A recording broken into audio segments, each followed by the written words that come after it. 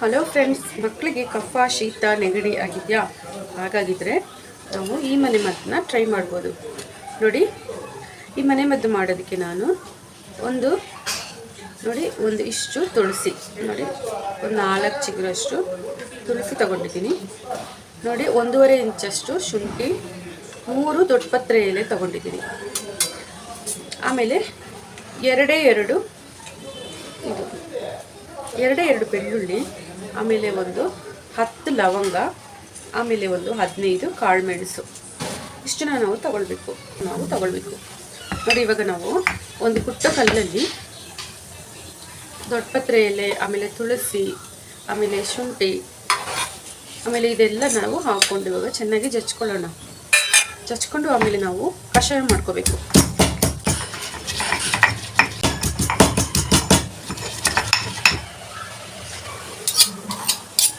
ನೋಡಿ, ಈ ರೀತಿ ಕುಟ್ಕೊಳ್ಬೇಕು. ಈ ರೀತಿ ಕುಟ್ಕೊಂಡಾದ್ಮೇಲೆ ನಾವು ಇದನ್ನ ಒಂದು ಪಾತ್ರೆಗೆ ಹಾಕ್ಕೊಂಡು ಇವಾಗ ಬಿಸಿ ಮಾಡ್ಕೊಳ್ಳೋಣ.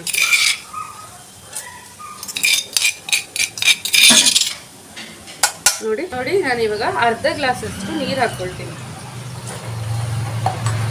ಗ್ಯಾಸಿಗೆ ಇಟ್ಕೊಳ್ಳೋಣ. ಮೀಡಿಯಂ ಫ್ಲೇಮಲ್ಲೇ ಇಟ್ಕೊಂಡು ಇದು ಅರ್ಧ ಲೋಟ ಇರೋದು 1/4 ಲೋಟ ಅಷ್ಟು ತನಕ ನಾವು ಕುದಿಸ್ಕೊಳ್ಬೇಕು. ನೋಡಿ, ಒಂದು 5 ನಿಮಿಷ ನಾನು ಕುದಿಸಿದ್ದೀನಿ. ಇವಾಗ ಆಫ್ ಮಾಡ್ಕೊಳ್ತೀನಿ.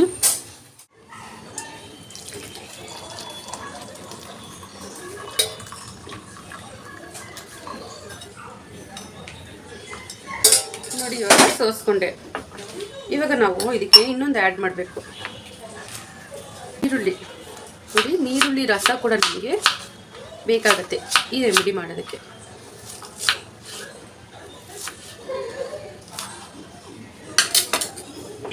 ಇವಾಗ ನೀರುಳ್ಳಿನ ನಾವು ಇವಾಗ ಆಲ್ರೆಡಿ ಅದೆಲ್ಲ ಹಾಕಿ ಜಜ್ಜಿದ್ವಲ್ಲ, ಅದರಲ್ಲೇ ಹಾಕ್ಕೊಂಡು ಜಚ್ಕೊಂಡು ಇವಾಗ ನಮಗೆ ಇದರಲ್ಲಿ ರಸ ಬೇಕು.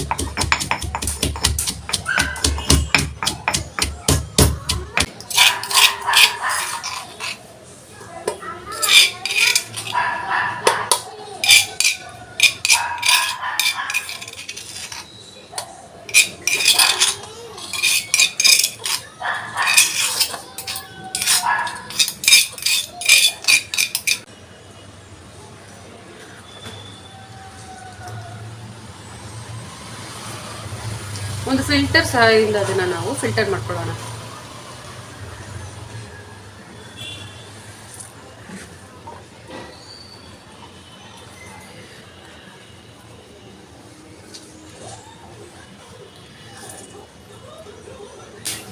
ನೋಡಿ, ಇವಾಗ ನೀರುಳ್ಳಿ ರಸ ಸಿಕ್ಕಿದೆ. ಇದನ್ನು ನಾವು ಇದಕ್ಕೆ ಹಾಕಬೇಕು, ಆದರೆ ಇದು ತಣ್ಣಗಾಗಬೇಕು. ತಣ್ಣಗಾದ್ಮೇಲೆ ನಾವು ಇದನ್ನು ಆ್ಯಡ್ ಮಾಡಬೇಕು. ಕುಡಿಯೋಷ್ಟು ಬಿಸಿ ಇದೆ. ಇವಾಗ ನಾವು ನೀರಿದೆಯಲ್ಲ ಅದನ್ನು ಆ್ಯಡ್ ಮಾಡ್ಕೊಳ್ಳೋಣ.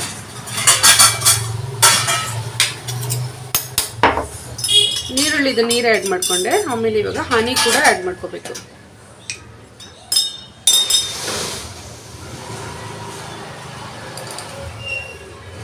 ನೋಡಿ, 1 ಸ್ಪೂನ್ ಹನಿ ಆ್ಯಡ್ ಮಾಡ್ಕೊಳ್ತಾ ಇದ್ದೀನಿ.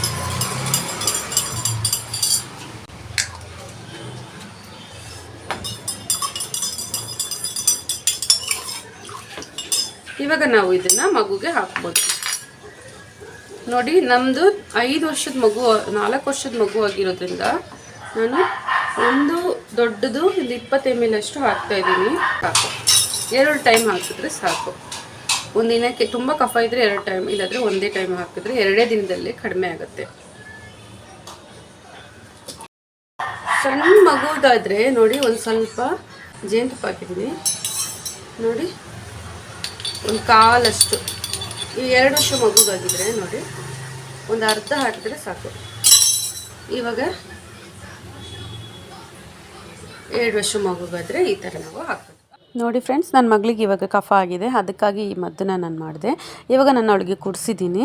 ಕುಡಿಸ್ಬೇಕಾದ್ರೆ ಸ್ವಲ್ಪ ಖಾರ ಇರುತ್ತೆ, ಅದರಿಂದ ನಾನು ಸ್ವಲ್ಪ ಜೇನುತುಪ್ಪ ಹಾಕ್ಕೊಂಡು ಮಿಕ್ಸ್ ಮಾಡಿಕೊಂಡು ಕುಡಿಸಿದ್ದೀನಿ. ಆಮೇಲೆ ಸ್ವಲ್ಪ ನೀರು ಕುಡಿಸಿದ್ರೆ ಸರಿ ಹೋಗುತ್ತೆ. ಊಟ ಆದಮೇಲೆ ಇದನ್ನು ಕುಡಿಬೇಕು.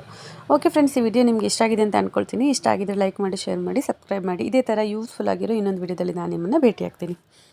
ಅಲ್ಲಿ ತನಕ ಟಾಟಾ, ಬಾಯ್ ಬಾಯ್.